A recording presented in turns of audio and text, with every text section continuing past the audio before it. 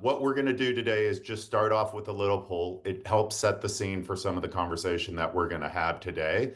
So what we'd like you to do is I'll respond to a poll in just a minute. But really, when you're looking at security intelligence, when you're looking at that landscape, we want to understand what you prioritize across the board. So we'll all see the results as they once they come in, and we'll close this out in a few minutes here, a few seconds here, Yep. actually. So speed of information, accuracy of data, that context, the history, the trends, etc., or looking at a comprehensive risk assessment. Do you value one of those more than the other? We're getting a good response. Maybe give it another few more seconds. We almost have 100% participation. All right, I think we've topped out, so let's end the poll. Awesome. Well, this is actually an amazing result. Can everyone, I presume everyone can see the poll results, but I'm going to go through it really quickly. We have 17% saying speed. We have an astounding 65% saying the accuracy of data. And that really amazes me being in this space, having conversations almost every day. Speed always comes up as first and foremost, but maybe times are changing with the advent of AI and a lot of the misdis and malinformation going around the world these days. Historical context and trends at 4%, and finally, the risk assessment at 13%.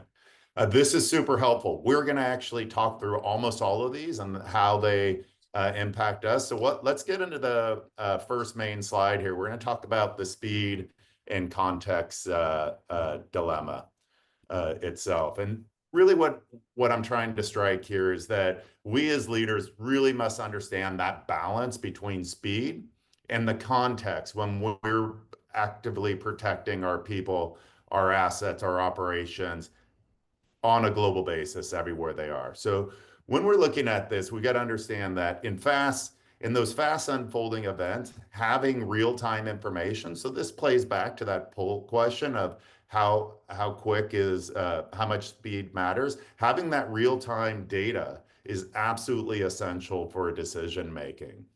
And today, in today's world, that information is accessible. And if it's available in the digital world, which most of the things are these days, you can find it somewhere, whether it's at a social or news channels or other human texts, it's available. If we don't actually understand this type of information at speed, it can become a liability for us. But, and I really want to put this caveat, acting too quickly without sufficient insights really increases the risk. And those are the risks to our people. It's the risk to the reputation of our company, commercial opportunities potentially, or even our own credibilities as security professionals within our organization. If we pass on information that proves to be inaccurate for things that were reasonably foreseeable, then that can create credibility challenges for us in the future.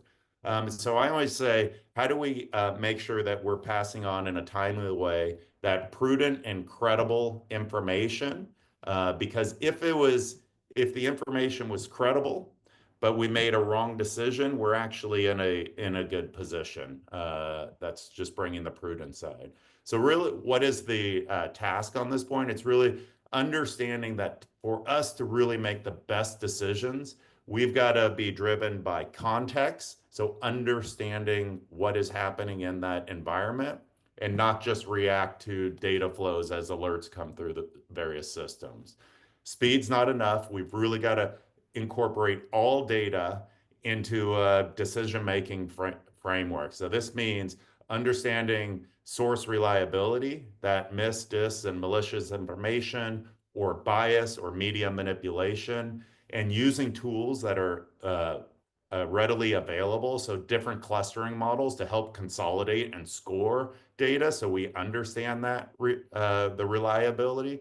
And finally, breaking down information so we understand the location, we understand the context of the location and how it's relevant to us.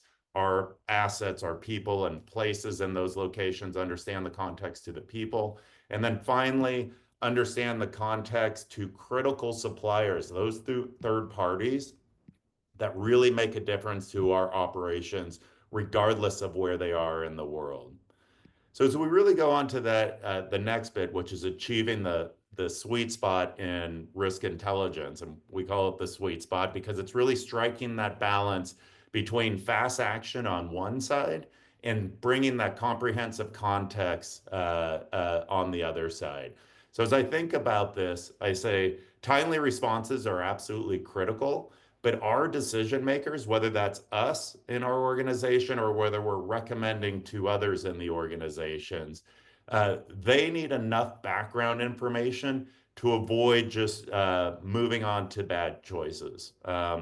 In best practice, across my 20 plus years on the consulting side of this business, the best practice is really to make sure that we are escalating issues that are material events to our business. So what is right to one business is not necessarily going to be right to another business. We have to understand our own context in order to choose. And what I mean by context, it's what has happened or what do we believe has happened, who specifically is impacted, why it matters to us, where it was in a precise way, and when did it happen. So the classic who, what, when, where, why, and how do we actually wrap that context together at machine speed, aided by human analysis, where that's absolutely critical to bring together that story that now we can make a credible recommendation for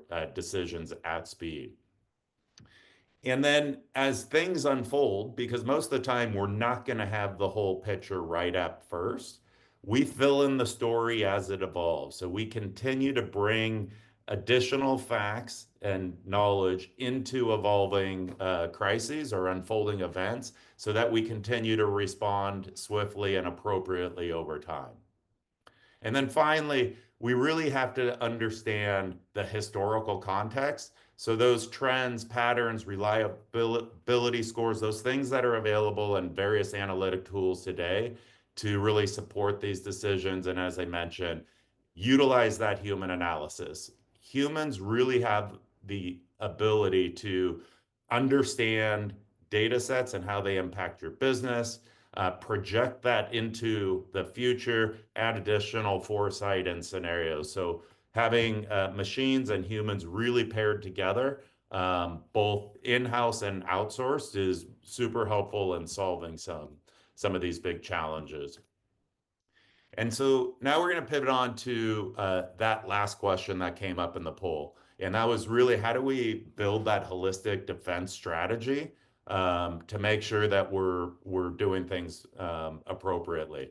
And this is building that comprehensive risk assessment, that foundation of a strong defense strategy. And it really starts well before bad things happen, and it continues long afterwards. So we got to look at that time horizon and make sure we're doing it on both sides. So bringing in accurate information. So that was the other point from the poll. Bringing in accurate information across multiple intelligence domains or information domains that we grade to be reliable, and contextualizing that data within the broader security landscape of our business. So as we look at this, how do we make sure that as we're looking at global operations, we understand the geopolitical context of what's happening in the world and where our assets or operations are? So why are things happening and what are they? And how do we respond to those things so we protect our business operations? Because there is opportunity in both austere or tough political environments, as well as those that are much more laissez-faire. What are the historical trends? So as events unfold, we understand what is normal and what is novel, because we may make different decisions based on something that is normal and we've seen it in the past, or something that is first time and we haven't seen it before. So how do we pull those historical trends and understand them in real time or at machine speed? And then finally, taking the organizational vulnerabilities, so those things that are very specific to us and our operations, and understand what they are and where our high risk operations nodes are. What are the things that are going to impact us? And we've got to rapidly respond to those. Otherwise, we're going to have a major problem. And finally, we've got to make sure that obviously we're responding to that immediate event, that we understand what's happening in one location so that we can understand all the potential cascading effects from that. So if we looked at all the disruptions that have happened in the Middle East, in Israel and Palestine over the last year, that's just a great example. We can see how those events that were geographically in the Middle East have rippled across the globe in all sorts of protests and unrest and other events. So how do we actually understand what's likely to cascade and get ahead of those things is absolutely critical in these things. So as I'm looking through these things, just to kind of sum these things up, it's really making sure that we're bringing in the best technology and human insights to build those proactive plans, really get ahead of mitigating those risks. And the value in all of this is time. And I really want to underscore time because I think when we're trying to quantify the value of great tools in this landscape and that balance between speed and context, it's time. And time is saved in a few things. How do we appropriately prepare and mitigate in advance? How do we understand the normal operating context of any environment around the world and prepare for that? How do we gain that foresight on what is likely to happen as we look into the future based on what we know about the future? And that can be either known because we've seen it before or known because it's evolving and popping up on the horizon. But we need to be able to look forward. And then how do we, with all of that information, both historical to foresight looking forward, how do we build a timely and appropriate response for every type of events? And so as we stand back from this, and I'm just going to put out some big ideas here, can we foresee a coup or a major political disruption based on activities that are happening on the ground, that ground level chatter and information that machines can understand very well? Can we understand the impact of a transition of power? So have we done scenario planning looking forward on different potential leaders or winners of different political contests around the world and understand how that may impact the globe? I've just come back from Europe. A lot of countries are really watching the US election carefully because they're planning their operations on who wins in our election. They're going to stay in business. They're just going to make slightly different decisions for each of those.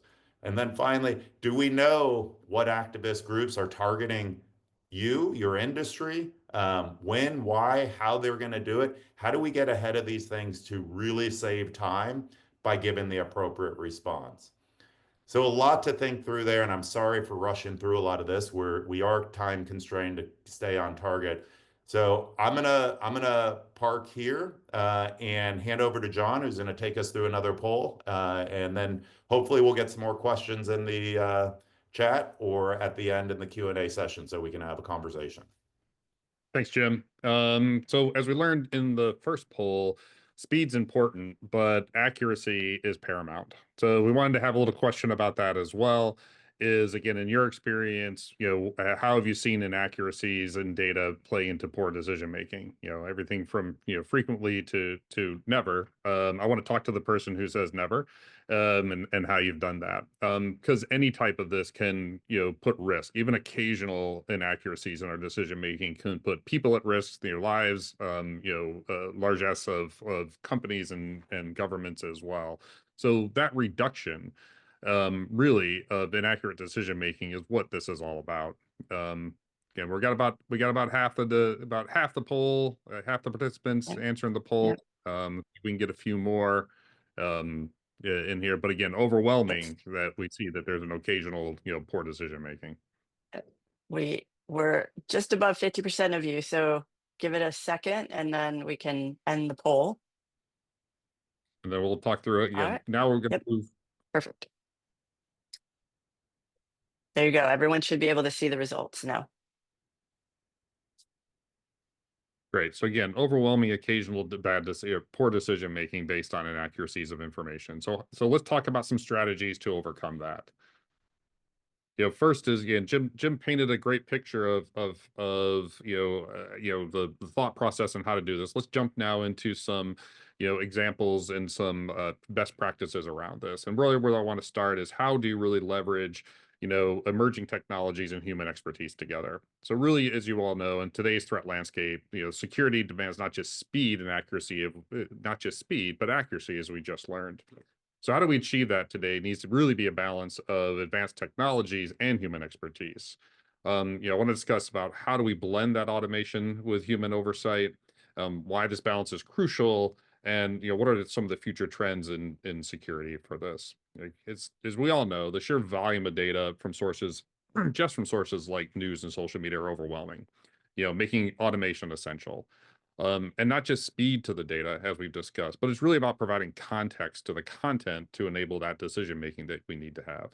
While there have been a lot of great advances in AI alone can't provide a complete context or challenge the assumptions in the way human analysts can. So really, it's that combination, right? The combination of providing AI-driven data and analysis at speed that humans can achieve, but with the human insights, to ensure that the intelligence that that automation is providing is both rapid but also accurate for that decision making.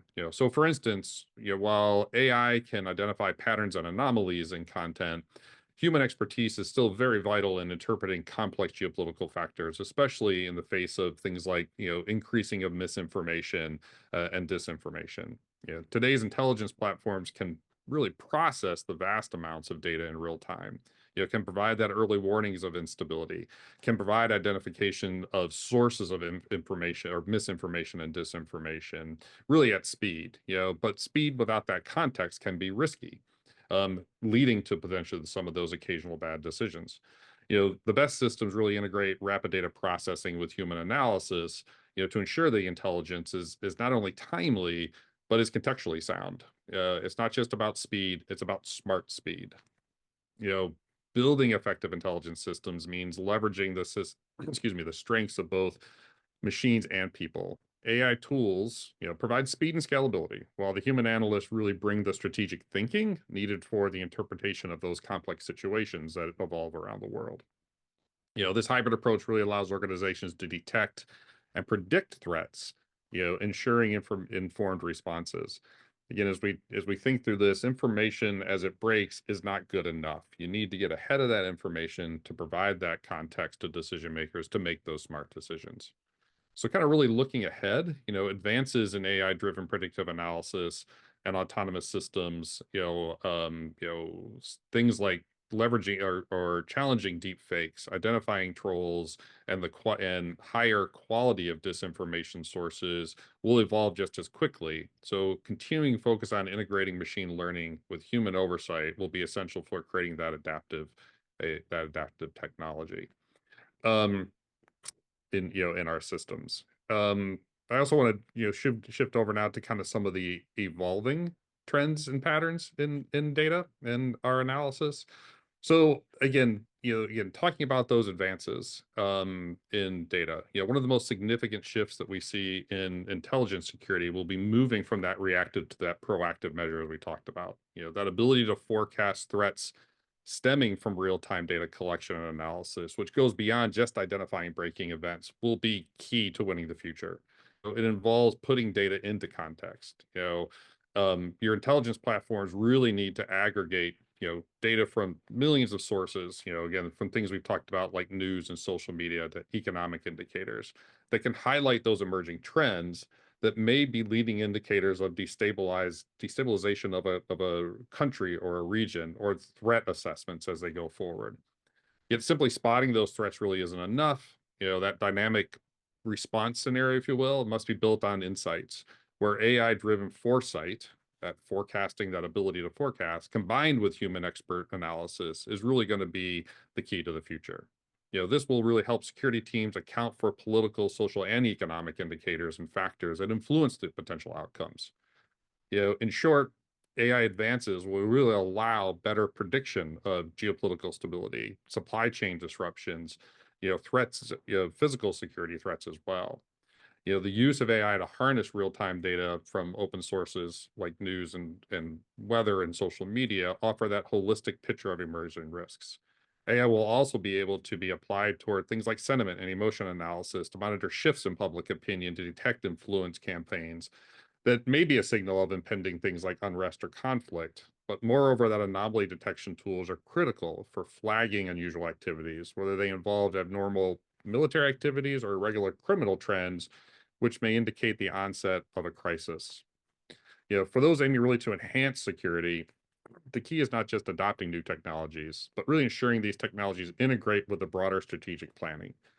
Predictive analytics and real-time monitoring tools can yield powerful insights, but the true value really lies in their application. By incorporating, things like scenario-based planning, organizations can really develop flexible, actionable responses to different threat levels. A good starting point is really evaluating your existing data streams, both internally and externally, and identifying the gaps in horizon scanning capabilities. Leveraging AI tools can really automate that routine process of data analysis, again, freeing your limited resources, which is your people, to really focus on that critical decision making. What do these evolving events mean for your company, your organization, your agency? Moving away from the routine tasks, the rote tasks that we should be focusing machines on. Finally, it's important, to train your teams, not just to operate these advanced tools, but really how to interpret their outputs. Human insights remains essential in understanding how trends will evolve over time, what they mean for specific missions, again, of your organizations. And by shifting from that reactive stance, to a more proactive one, your organization can really anticipate those emerging threats and prepare responses to ensure resilience in your operations. Let's shift over to kind of reviewing some of these strategic, these strategies for effective, intelligence and risk and threat. In this final section, we really just want to consolidate the key strategies necessary for building that effective risk intelligence framework.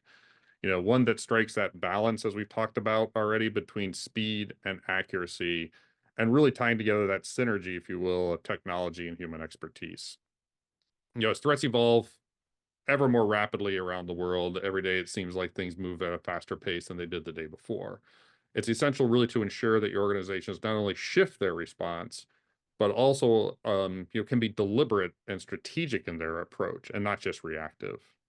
In today's environment, where speed of data and speed to decisions, are made really can be determined whether risk is mitigated or whether that risk turns into a major issue.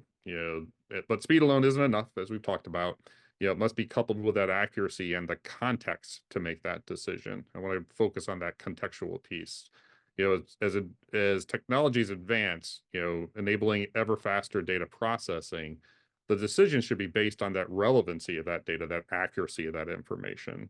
So combining what we can automate through identification of information, misinformation, things like that from content around the world with human expertise focusing down on those areas to help make that decision is where that combination of speed and accuracy will benefit your organization.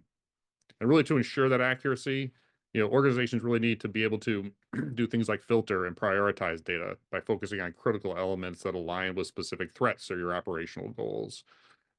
Intelligence tools can provide that real-time updates and predictive insights, but without the right context, the value of data diminishes.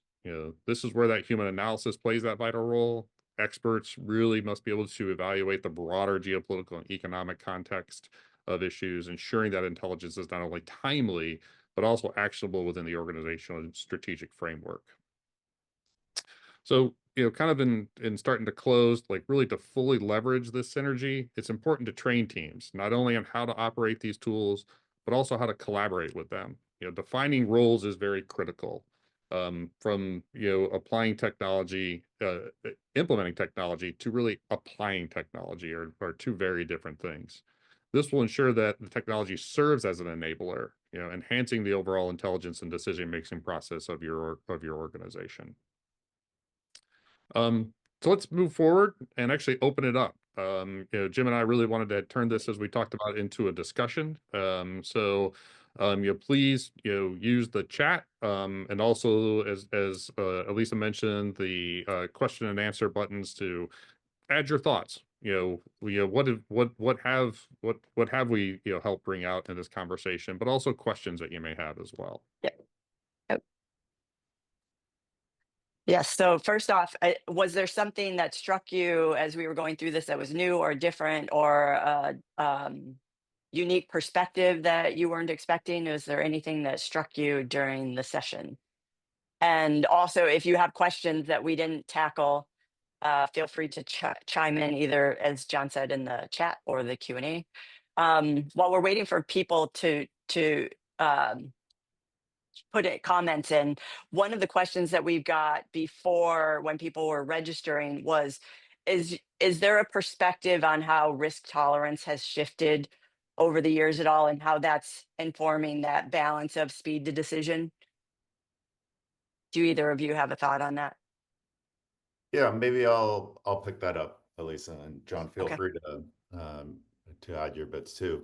As I've looked at this over the year, I wouldn't say that there's been a change in risk tolerance. I'd say there's a much more wisdom and understanding of the world today than there certainly was 20 years ago. And what that means, as businesses have become very adept at understanding local context and nuance and building their operating plan to be successful in any environment, from the most extreme and austere to the most benign environment. And then planning the security function as a whole has matured dramatically, equally over that same period of time. So their seniority and their voice in the organization has changed. The scope of the role has changed fundamentally. And so those two together have really allowed everyone to thrive in very complex environments everywhere they are. So I wouldn't say that we've embraced risk in a different way. I'd say we have understood risk in a different way and tailored our operations and our protocols to be successful in those environments. Great. John, anything to add there? I'll tell a little story, and it looks like we do have a question in the Q&A.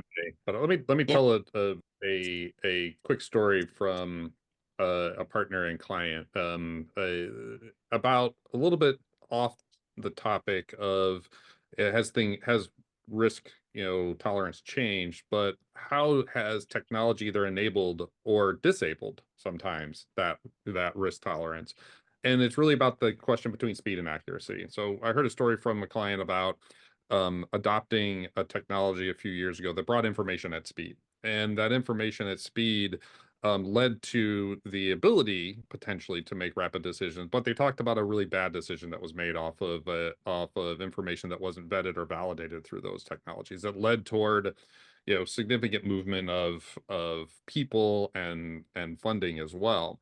And where they're really focused on now is how do you balance that? So and drive it toward a speed to decision and putting things into context, because now they're in some of these places, actually the speed of information is driving longer decision timelines because there's no context to it. And it makes them drive more people, more activities toward finding out whether things are valid or real or not. So really providing that information, again, at speed, but with the context at speed, is really what's important going forward into that decision making as well. And then I believe that tolerance will reduce as you provide people that information that's more reliable, more accurate, again, more contextual. Yeah, that's really interesting. Thanks for sharing. That helps. So the question that came in that you just referenced is around, what kind of skills do you think are most critical? You talked about this a fair amount, John, in terms of training your teams so that they can collaborate with technology most effectively. No, that's a great question, and Jane, thanks. A couple of thoughts on that. I would say critical questioning. Maybe that's the way to put it as well. Again, we've all seen and heard, of inaccuracies of things like hallucinations made by, things like artificial intelligence. But so there's always that need to actually have that critical questioning of what results are from anything, and whether that is a analyst written report or, now more than ever, automation of information, especially when you're looking at things in mass, and at scale. There is potential, obviously, to make bad decisions off of potentially scaled information that could be driven from bad sources or misinformation or disinformation as things drive forward. So I really think it's as much about being technically savvy on how training technology and being technically savvy on things. But again, going back to my roots as an intelligence officer, having that ability to, again, develop the questions that really will validate and vet information. Trust but verify, if you will, of information and sources as well. I might just Right. take the opportunity to add on to that a little bit. So absolutely agree. Humans always have to think, and it's fundamentally important. So don't delegate decision making to machines alone. Use them. But as I look at also technology, and I look at organizational strengths, I look at what tools are we using, where in our process, and standardizing that across the organization so that one, you have a productive workflow across the team. And two, as you look back, when bad things happen and there's any sort of review or after action on those bad things, we want to make sure that there's traceability on how information was derived and the decisions that were made were based on those. And so there is a slight challenge today that there's so many accessible tools to everyone that if everyone's working in a chaotic or disorganized way, it can create bad outcomes when we look back on events. So just making sure that we understand which tools are right for the organization in which part of the workflow itself for solving across this domain. Great. One last question, then I think we'll wrap up. I'll also put, if you need to or would like to rather reach out to Jim or John or follow them on LinkedIn, you can connect with them here. The last question I had is oh, wait, there's another one I'm going to actually ask rather than the one that I had from before. So how can we support the safety and security of our staff members via mobile application? Are there any thoughts around that and balancing that speed and decision making? Yeah, I'll start on that, John, and then maybe you want to pick up from there. But I think mobile has a tremendous utility to organizations, and I think there's a couple contexts to mobile. One is, how do people have a self-service capability regardless of where they are, so away from the office, if you will, or away from the desk, to understand the local environment, what's happening in that location, and that can be both background information as well as current real-time information. How can they be pushed information so that we can make sure that our people in locations while they're on the move have the ability to be pushed information either from a central, if you will, a GSOC or similar organization within our companies, or through proximity alerting. So their phone is actually alerting based on them crossing in a GPS location of their phone, pushing their information of what's relevant to them in those locations. Now, there's things to think about on the proximity side. One is privacy. So understanding how any proximity alerting is being done is really important, particularly in various European countries where we just got to make sure that's done absolutely right. And the final category I would say is, how do you allow the mobile device or the application to push questions or resources or check-ins out back into the organization itself, so it becomes a two-way tool. But I think as we look at mobile applications, their utility for being away from the desk is absolutely critical. Right. Okay, the last question I was going to ask, you touched on a fair amount around misinformation, disinformation, and the sources of these different intelligence mechanisms that are coming into platforms. How do you assess, I guess, the accuracy or the reliability of this data? I know we at Seerist obviously spend a lot of time looking at our sources and trying to call out the less valuable ones, but how do you find that balance of that? No, I'll start that, Jim, and please. So it's a one of my mantras is information and disinformation is not new. There's been propaganda in different ways for a long time. And how do you weed through it? You know, the problems today is just the expansion of it and the ability to make it stronger and faster than ever. And then also, again, how do you detect it? So the way that there's two ways to look at it. What is the source of the information, and what is the reliability of that source? Is it a known spreader of misinformation? Are they susceptible, not just a known spreader, but are they susceptible to spreading information as well, you know, whether knowingly or unknowingly? That ability to tag those things, both with automation of knowing that sources are unreliable or through human expertise on those as well. And then in addition to misinformation, disinformation, as we all know today, bias becomes a strong influencer as well. How our areas bias.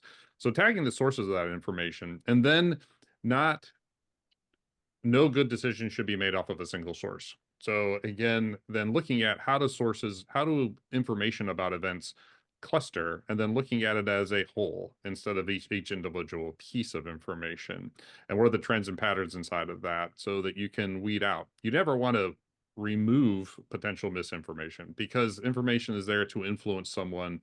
Once you influence someone, you're trying to get them to act. So if you were to weed that information out, you may miss action that could impact you. So it's really making users and security and intelligence users aware of the information that's out there that could influence someone to act, so that they can prepare either to proactive response to that potential action as well. So really looking at information in context and as a whole, and not individually, I think is where our best defense is against the spread of misinformation, because it will not stop and it will only grow.